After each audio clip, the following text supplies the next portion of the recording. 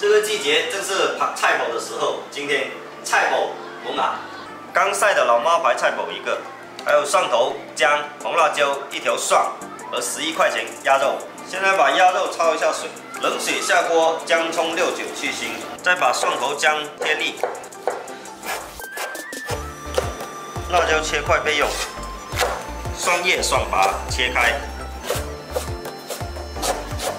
菜脯切片。 这萝卜干比较咸，切好可以先放碗里，加一点水浸泡5分钟，再把它洗净，洗干水分，再把焯好水的鸭肉倒出来洗干净。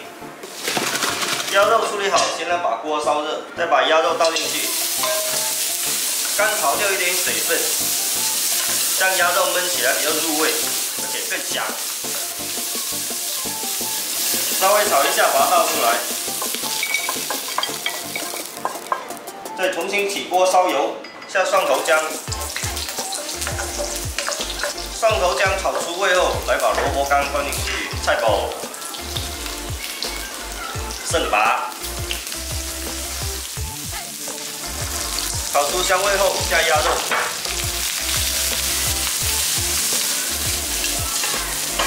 稍微炒一下来加一勺蚝油，再来一勺生抽。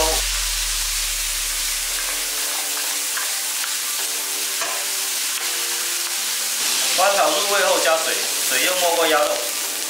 萝卜干是咸的啊，所以现在不能够去加盐，要焖到最后不够咸，再去加一点盐。煮开后来加一点白糖，中和一下。盖上盖子，文火让它慢慢焖，让鸭肉入味。整个屋子都有一股很香的菜脯饼。焖了20分钟，出锅，来把蒜叶丢进去，辣椒片，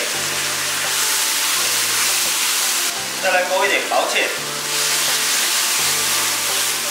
翻炒均匀出锅，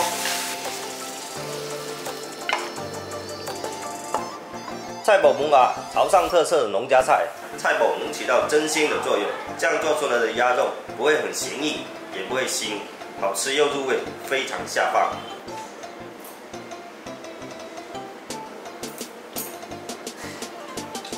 安尼，我先就比菜脯肉刷出。